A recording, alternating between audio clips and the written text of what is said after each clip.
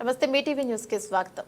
మైలవరం నియోజకవర్గంలో వరద బాధిత కుటుంబాలకు నిత్యావసర వస్తువుల పంపిణీ కొనసాగుతూనే ఉంది. తాజాగా రామ్కో ఇండస్ట్రీస్ లిమిటెడ్ ఆధ్వర్యంలో వరద బాధితులకు చేయూతనందించారు. కొండపల్లి మున్సిపాలిటీ పరిధిలోని పశ్చిమ ఇబ్రహీంపట్నంకు చెందిన సుమారు 700 మంది వరద బాధిత కుటుంబాలకు మైలవరం శాసనసభ్యులు వసంత వెంకటకృష్ణ ప్రసాద్ నిత్యావసర వస్తువులను సోమవారం పంపిణీ చేశారు. సందర్భంగా వసంత కృష్ణ ప్రసాద్ మాట్లాడుతూ ఇటీవల వచ్చిన అకాల వరదల వల్ల మైలవరం నియోజకవర్గంలో ఎంతో మంది నిరాశ్రయులను వారిని అన్ని విధాలా ఆదుకుంటామన్నట్లు వెల్లడించారు. 200 సంవత్సరాల్లో పడనంతటి భారీ వర్షం 40 సెంటీమీటర్లు 30 సెంటీమీటర్లు 42 సెంటీమీటర్లు ఇది మన నియోజకవర్గంలో పడిన వర్షం.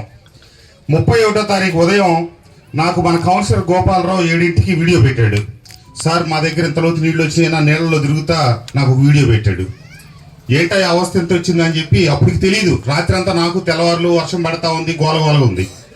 సరే నేను ఆ వీడియో చూసి గోపాలరావుకి ఫోన్ చేస్తే సార్ మా ఏరియా అంతా మునిగిపోయింది. అప్పటికి ఈ ప్రాంతానికి హైవేకి ఇటు మనకే ఇబ్బంది లేదు, బుడమేరు వల్ల వచ్చిన ఇబ్బంది అక్కడ మన కాజీమాన్యం ఎస్టీ కాలనీ ఇవన్నీ ఇబ్బంది వచ్చింది.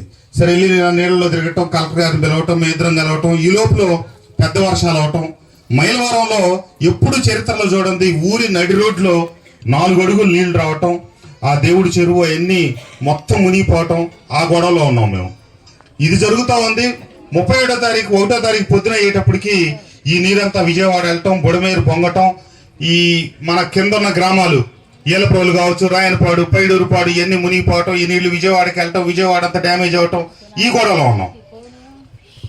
ఎప్పుడైనా మనకి చరిత్ర అంతా తెలిసింది కూడా నాగార్జున సాగర్ నుంచి కనుక 5 లక్షల క్యూసెక్కులు నీళ్లు వదిలితే ఎంత వర్షం పడినా ఈ మధ్యలో మనకు ఒక 50,000 క్యూసెక్కులు కలుస్తాయి. మనకు అంతకంటే వరద కొత్త కాదు, వరద మనకు తెలియంది కాదు. వరద రావటం పోవటం మన చిన్నతనం నుంచి చూస్తూ ఉన్నది.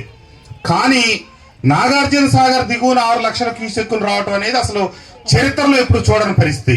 అక్కడ 5.5-6 లక్షలు వదిలితే ప్రకాశం బ్యారేజ్కి 11,43,000. ప్రకాశం బ్యారేజ్ కట్టిన తర్వాత చరిత్రలో మొట్టమొదటిసారి అంత నీరు ఒక్క ఉదుటిన ఒక గోడ దెబ్బ, చెంప దెబ్బ అన్నట్టు ఇటేమో కృష్ణానది దెబ్బ, ఇటేమో బుడమేరు దెబ్బ. సరే ప్రభుత్వం కోలుకుంది. 1వ తారీఖు రాత్రి 1 గంటకి చంద్రబాబు నాయుడు గారి కార్యాలయం నుంచి నాకు ఫోన్ వచ్చింది. కృష్ణప్రసాద్ గారు, ముఖ్యమంత్రి గారు వస్తున్నారు, మీరు ఎక్కడున్నారని. నేను ఇక్కడ పల్లెల్లో తిరుగుతూ ఉన్నానంటే ఏది రాత్రి 1 గంటకి నేను గ్రామాల్లో ఉండగానే ఫోన్ వచ్చింది. మళ్ళా నేను తిరుక్కొని కరెక్ట్గా 1:30 కల్లా ఇబ్రహీంపట్నం రింగుకు వచ్చి మన చిట్టిబాబు గారికి, సీతారాయ గారికి జ్వరం 100 మంది చనిపోయారు ఈ వరదల వల్ల, మునిగి కరెంటు షాకులు కొట్టి రకరకాలుగా.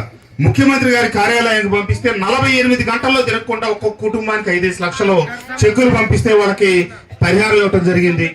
అట్లాగే మన ఇబ్రహీంపట్నంలో పైనే ఒక ట్రాన్స్ఫార్మర్ సమస్య వచ్చి ఒక విద్యుత్ శాఖ ఉద్యోగి వెళ్ళి అది ఆపే క్రమంలో పాపం దురదృష్టవశాత్తు అందరూ చూస్తుండగానే ఆ నీళ్ళలో కొట్టుకుపోయి చనిపోతే 2 రోజుల తర్వాత అతను బాడీ దొరికితే లోకేష్ బాబు గారికి నా ఫోటోలు, ఆ కుటుంబ పరిస్థితి ఇట్లా చనిపోయాడని పెడితే 32.5 లక్షల పరిహారం ఎమ్మటే నాకు చెక్కులు పంపిస్తే నేను వెళ్ళి ఆ కుటుంబానికి ఇవ్వటం.